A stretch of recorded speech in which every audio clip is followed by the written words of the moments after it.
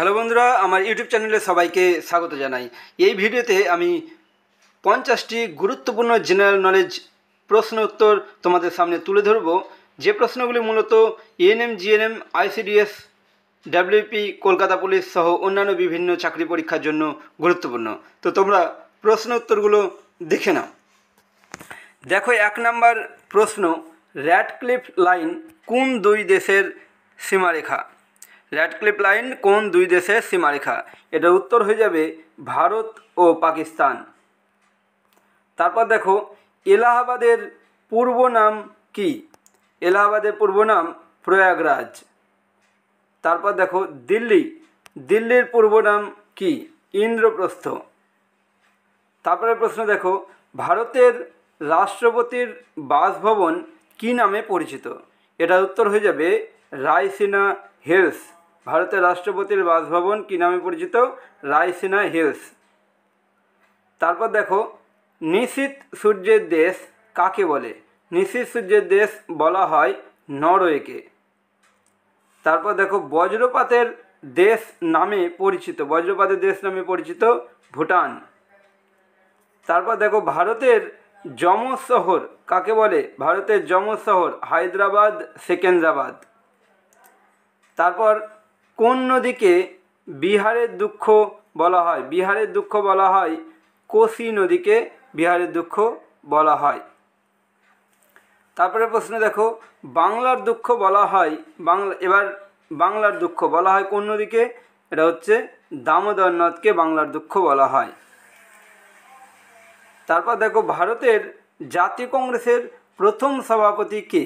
ভারতের জাতীয় কংগ্রেসের প্রথম সভাপতি হচ্ছে উমেশ চন্দ্র ব্যানার্জি, ভারতের জাতীয় কংগ্রেসের প্রথম সভাপতি। তারপর দেখো, ভারতের প্রথম এভারেস্ট জয়ী ভারতীয় মহিলার নাম কি? এটা উত্তর হয়ে যাবে বাচেন্দ্রী পাল। স্বাধীন ভারতের প্রথম শিক্ষামন্ত্রীর নাম কি? স্বাধীন ভারতের প্রথম শিক্ষামন্ত্রী মৌলানা আবুল কালাম আজাদ। তারপর দেখো, ভারতের প্রথম ম্যাগসাসাই পুরস্কার বিজেতা পুরুষকে? এটা উত্তর হয়ে যাবে আচার্য বিনোবা ভাবে, যিনি প্রথম ম্যাগসাসাই পুরস্কার পেয়েছিলেন। তারপর প্রথম জ্ঞানপীঠ পুরস্কার প্রাপক মহিলা কে? এটা উত্তর হয়ে যাবে আশাপূর্ণা দেবী। তারপর দেখো, গোলাপি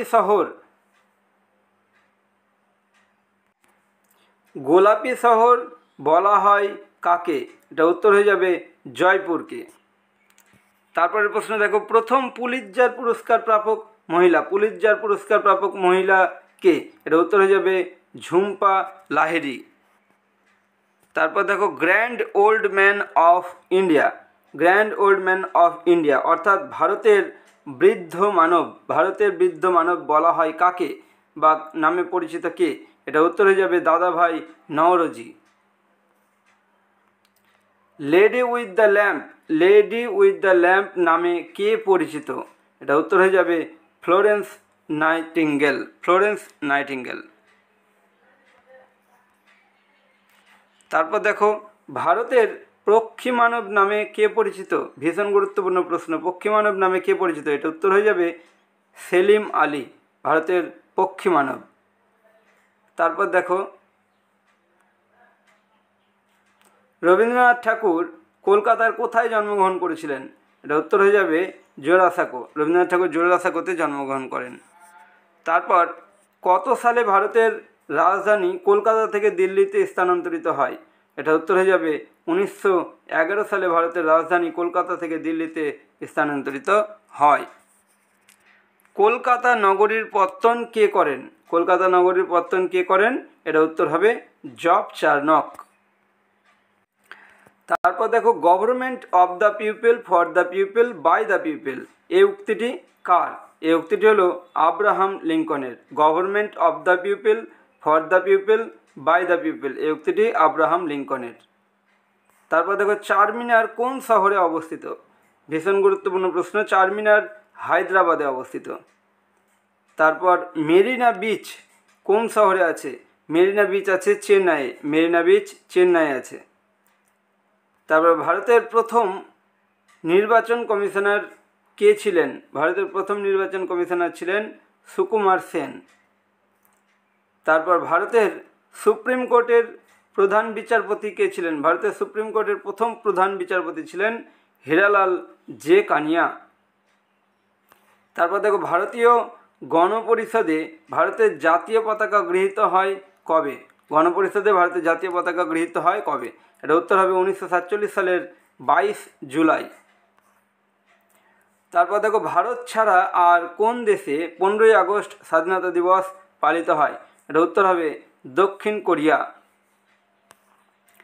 তারপর দেখো, সার্কের সি কথাটির অর্থ কী?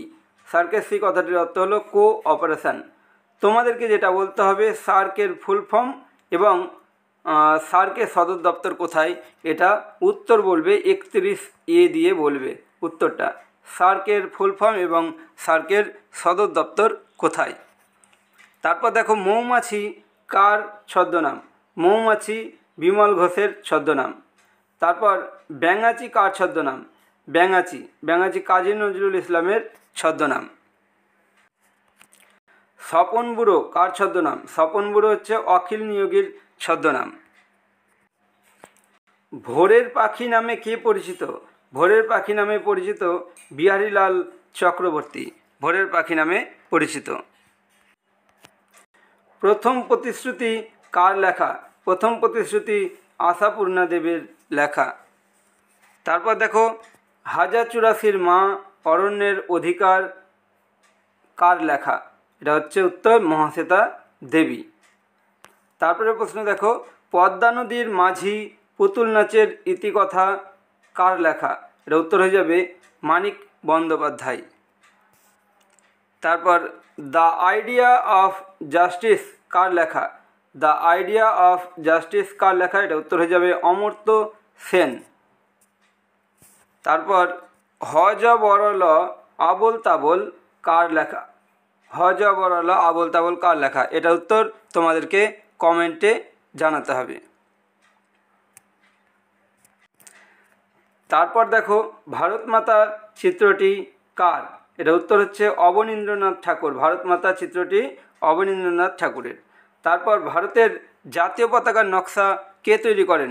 এটা উত্তর হয়ে যাবে পিঙ্গালি ভেঙ্কাইয়া। ভারতের জাতীয় পতাকার নকশা কে তৈরি করেন? পিঙ্গালি ভেঙ্কাইয়া। তারপর দ্য নেমসেক কার লেখা? দ্য নেমসেক এটা হচ্ছে ঝুম্পা লাহিড়ির লেখা। তারপর the struggle of my life কার লেখা? এটা উত্তর হচ্ছে Nelson Mandela. The struggle of my life Nelson ম্যান্ডেলার। মেন ক্যাম্প কার আত্মজীবনী? মেন ক্যাম্প কার আত্মজীবনী? অ্যাডলফ হিটলারের। A nation in the making কার আত্মজীবনী? A nation in the making কার আত্মজীবনী? ভীষণ গুরুত্বপূর্ণ, এটা উত্তর হবে সুরেন্দ্রনাথ বন্দ্যোপাধ্যায়। তারপর যে প্রশ্নটি দেখছো, অ্যান অটোবায়োগ্রাফি কার আত্মজীবনী? এটিও ভীষণ গুরুত্বপূর্ণ। অ্যান অটোবায়োগ্রাফি কার আত্মজীবনী? যারা পারবে তারা কমেন্টে উত্তর করো, অ্যান অটোবায়োগ্রাফি কার আত্মজীবনী। তারপর দেখো, মালগুদি ডেজ কার লেখা? মালগুদি ডেজ আর.কে নারায়ণের লেখা। মালগুদি ডেজ। তারপর ডিসকভারি অফ ইন্ডিয়া কার লেখা? ডিসকভারি অফ ইন্ডিয়া জওহরলাল নেহরুর লেখা। তারপর যে প্রশ্নটি, পুলিৎজার পুরস্কার কোন ক্ষেত্রের সাথে যুক্ত? পুলিৎজার পুরস্কার এটা উত্তর হয়ে যাবে সাংবাদিকতা। তো দেখো, আমি তোমাদের সামনে 50টি গুরুত্বপূর্ণ প্রশ্ন তুলে ধরলাম। ভিডিওটি ভালো লাগলে অবশ্যই একটা কমেন্ট করে জানাবে এবং যদি চ্যানেলে নতুন হও তাহলে অবশ্যই চ্যানেলটি সাবস্ক্রাইব করে পাশে থাকা বেল আইকন প্রেস করে দেবে। এখনকার মতো এই পর্যন্তই, দেখা হচ্ছে পরবর্তী ভিডিওতে। Thank you so much.